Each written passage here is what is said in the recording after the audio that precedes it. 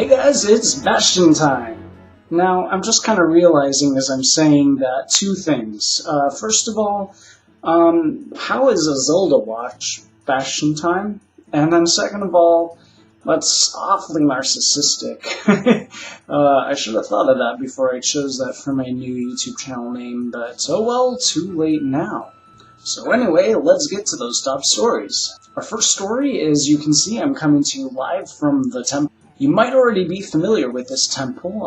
If you've ever been to ZeldaUniverse.net, you've probably seen it before. Not a whole lot is known about this particular temple. Some people have wondered, is it the Temple of Time? Is it the Forest Temple? That still remains to be seen, but if you go to templequest.com, you'll be able to actually enter the temple for the very first time. So what's inside? All I can tell you is a bunch of riddles, puzzles for you to solve, a month-long adventure, and over $500 worth of prizes. So you're definitely going to want to go to templequest.com and see what this huge Zelda-related adventure is all about. Our next story is about the Oracle games. Now, these are games that have released pretty long ago. Oracle of Ages, Oracle of Seasons. I remember when they were first announced that there were supposed to be 3 of them, and they were originally going to be called like the Mysterious Fruit of the Seed, or the Mysterious Seed of the Fruit, or something like that.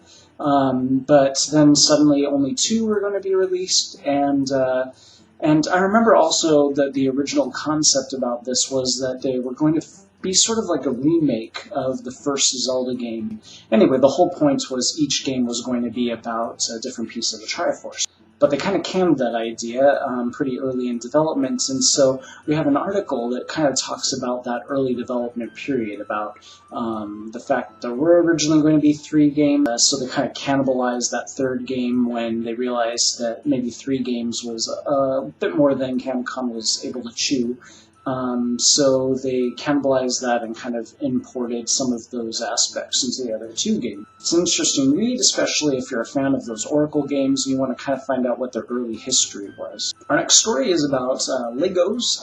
You might remember a previous Zelda News video that I've done on another channel, where I talked about this site called Cusco, or Cusco, or I don't know how to pronounce it, but the point is, it's an official division of LEGO, and they allow people to submit their own designs, and if a lot of people vote on those designs, they'll go ahead and turn that into a LEGO set. So we already talked about another LEGO set designed by a different person.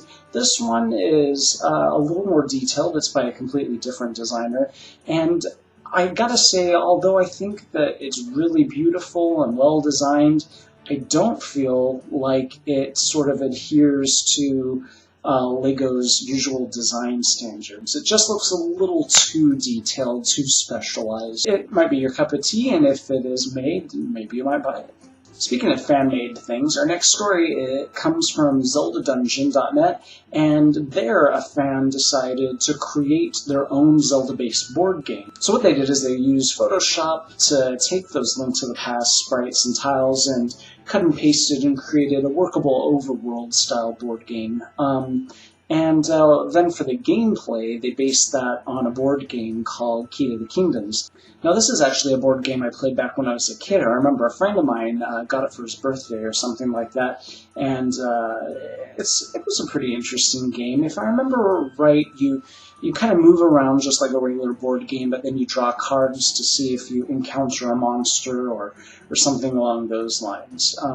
So that would make a pretty decent base for this style of game. It looks like they did a really good job. It looks extremely detailed. It looks like they thought it out really thoroughly, so you should definitely check this out. And one more fan-made thing. A fan decided to take NES, the Nintendo Entertainment System, and paint it gold in the appropriate places, paint the controllers gold in the grayish areas, and then they did a really intricate job of cutting the Triforce into the lid and then reinforcing that with, it looks like maybe plastic or something transparent, so that way you can see right through down into the inner workings of the game, which is pretty awesome actually, because that way you can see what game is inside without having to open it and take it out. A link with more details about that will be found down in the description. Our next story is about some new Zelda figures that were released or will soon be released. These ones are going to be based on Ocarina of Time 3D and then Wind Waker and Skyward Sword. They look extremely detailed. If you're into collecting that kind of thing, go ahead and click on the link below and you can find out how you can purchase these. Our next story comes from GameStop. You might be familiar with their reward system. They have a card where if you purchase a game, you get X number of points, and then you can accumulate all these points. And then you use these points to acquire different kinds of rewards. They just recently added a Zelda-related reward where if you accumulate 60,000 points, you can use those 60,000 points to acquire the Zelda Concert Package. What that is 2 tickets to the Zelda Symphony, 2 posters, and 2 shirts. I think those posters and shirts are probably related to the Zelda Symphony.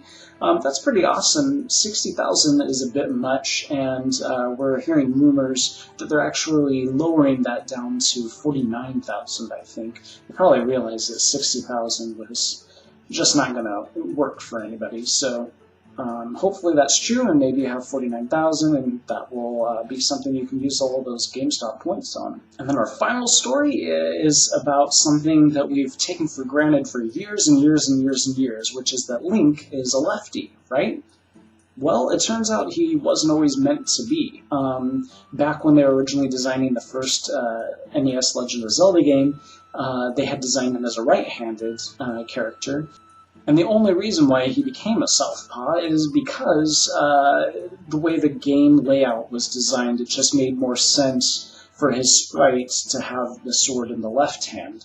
That's kind of interesting because we've just always assumed that maybe Miyamoto was trying to create some sort of specific trait for him. That's why he was left-handed. To sort of represent the left-handed people of the world or something, but nope, it turns out it was just down to design choice. So that might quell some of the unrest that we've been getting recently from fellow Zelda fans who have not been so happy with the fact that Link was right-handed in Skyward Sword. So it might help them to know that he was always intended to be right-handed, as a matter of fact, and that the only reason why he became left-handed was due to a quirk of design issue. So that's it for this week in Zelda news. Truth be told, even as long as this one was, I had quite a few more stories that I wanted to cover, but those were Nintendo-specific stories, so I decided to cut those out, and I'll just create a separate video for maybe this week in Nintendo news. So I'll see you guys then. Bye!